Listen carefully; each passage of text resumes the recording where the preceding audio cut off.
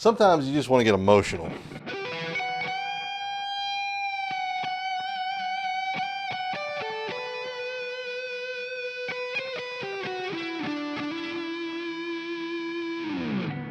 All right, so this little emotional lick, it all sits in with an E Aeolian scale, or a natural minor scale. And that whole thing sounds like this, as a box shape. And basically we're gonna play that with alternate picking. We're playing 6th string, down, up, down, 12, 14, 15, then up, down, up on the 5th string, 12, 14, 15, then down, up on the 4th string, down, up, so it'll be 12, 14, then down, up, down on the 3rd string, down, up, down, so it'll be down on the 11, 12, and then 14, so down, up, down, then up, down, up on the 2nd string, so up, down, up would be 12, 14, or 12, 13, 15, and then on the 1st string is going to be down, up, down, and that would be 12, 14, 15. So that whole thing, be able to practice it backwards as well.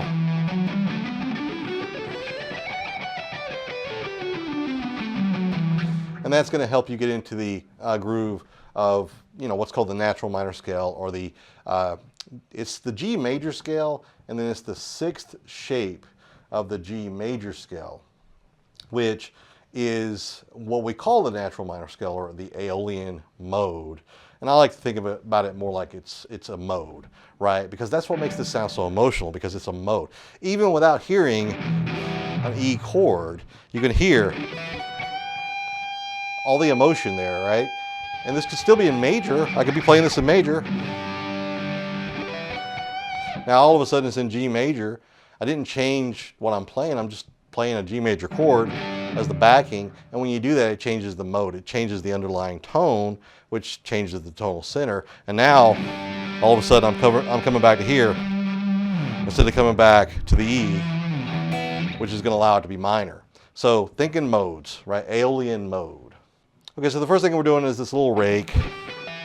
It's kind of a sweep, but in order to do a sweep like this, you got to be able to move your index finger across the 3rd, 2nd, and 1st strings, where you mute the 3rd string after you play it. This is all across the 12th fret. You mute that, and then you play the 2nd string.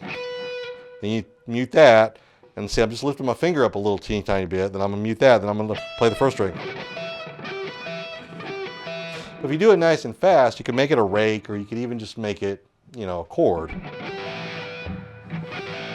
Or you can go ahead and, try for the, try for the, what do you call it, the arpeggio. Then we're going to do an upstroke right there on the 14th fret with my ring finger. Now I'm bending up to the 15. Very easy to bend out of tune. So vibrato and the bends are something that you really got to work on, right? We want to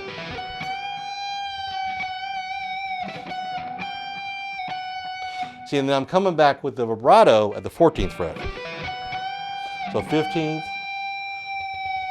and back to the 14th for the vibrato. So keys to working on that is just play with ear training. Bend up and make sure you get the note. If you overshoot it, then of course you got to work on the ear training and figure out exactly where you want to place your fingers. If you don't overshoot it, if you don't get to it, it's going to sound flat. Even though you're still on that 14th fret, it's still going to sound flat. And you're starting to get into those microtones, which doesn't sound very good. So we want to get this sound right here.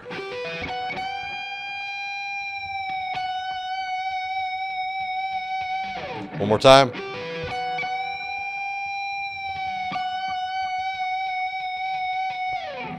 So even though that's only a little bit, there's a lot in there to play with, especially if you're new to vibrato, you're new to bending, you're new to the raking or the sweeping, which is what I'm trying to do here.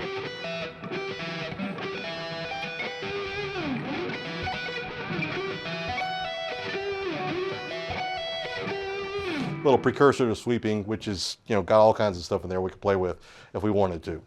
All right, so after we do this, I want to do this little lick. Again, more vibrato, so that's what this lesson is kind of teaching. A lot of vibrato in here, right? So we're going 15 on the first string, 14 on the first string, 15 on the second string. Then that note right there really kind of clenches it, right? Third string at the 14th fret, 12th fret on the second string.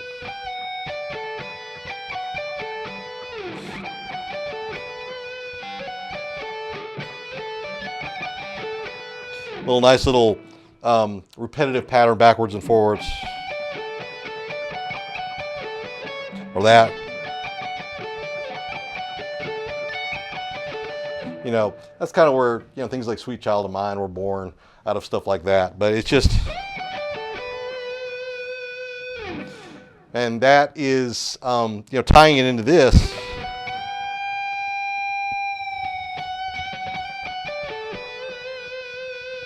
You know, it makes it kind of sound emotional and sweet.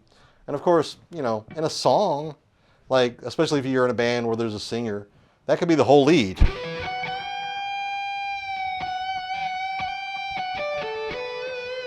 You know, everyone wants to shred, and there's nothing wrong with that. I love that too, but it's like, if you really listen to the really, you know, emotional solos out there that are out there over things like, what is it, Is This Love, and lots of other songs like that, a lot of the stuff that Steve Vai does, the shreddy stuff kind of takes a back seat to some of this emotional stuff, and you got to be able to add that in there, which I think is really important in playing, even though it's not as impressive. But when you hear it in the context of a song, a lot of times it sounds better.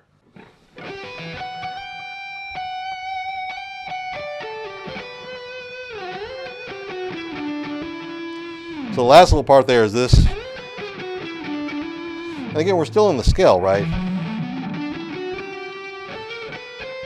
So you got third string, 11, 12, 14, second string, 12, 14, 15. So we're just playing the 14, or the 13, sorry, 13, 12, and then the 12, 11, and then the fourth string here at the 14, 12. So I'm just leaving some notes out. Basically, I'm skipping notes, going back down the scale. So again, the whole thing is, we got this little part here.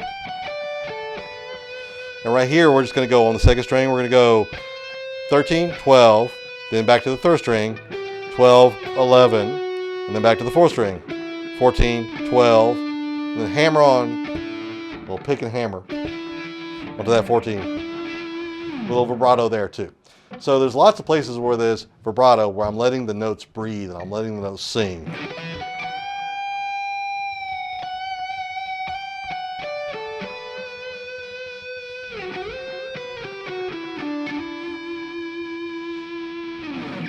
And again, sometimes it's within the note, like this one.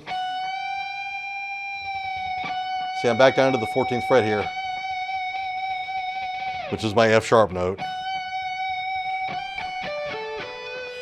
Right? And then I'm on my B note there. I'm just making it sing on the B. Like I'm not going up to the, whatever the next note is. What is that, the C? Right? I'm not going up that. I'm just staying right there. Right? That is B, isn't it? Let's see. E, A, D, G, B. Yeah, that's B. All right? So I'm just staying right there. And then, so right there. And that would be, what would that be? My E. Stay in there. So the whole thing.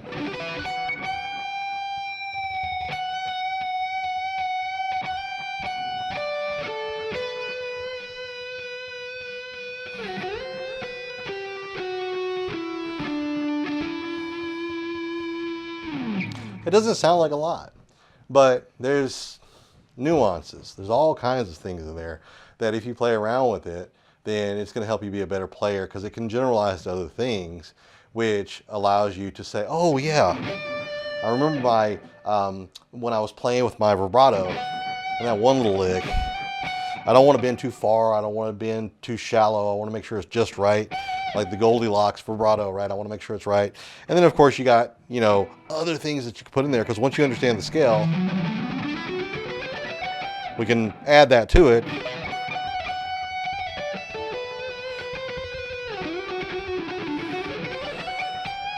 There's all kinds of things you can put in there. So keep playing with that, and you know, you can transfer it to other things. You can move the scale around. That's something that I teach over at my free course called justpickuptheguitarango.com, where you can learn how to take a shape like this and move it back to a different key or move it up to a different key, because it's all a circle. And when I talked at the beginning of this lesson that we were in the Aeolian mode, and well, again, this is G major, but it's also E Aeolian, so it's a mode of the G major scale. And every scale has 7 modes. Sorry, I almost said 12, because there's 12 chromatic notes. But every scale has 7 modes, and whatever key you're in, you can find all the modes for that key, whether it's a minor sound or a Lydian sound or an Aeolian sound, whatever it is, it's all kind of, you know, harken back to the major, and then you can find all the modes. And believe it or not, the patterns of the modes are exactly the same, which I think is so neat. The patterns are exactly the same. They just have different starting points, which makes them look like they're different, which is why you hear all this stuff like, well, this one has a raised third and this one has a flattened sixth. In my mind, they don't, which I think is kind of cool. And that's why I love to share this kind of stuff with you. And I break down a lot of that over at my free course. And I also send out newsletters on a regular basis. That's something I'm about to start doing. So just pickuptheguitarango.com, and thanks for watching.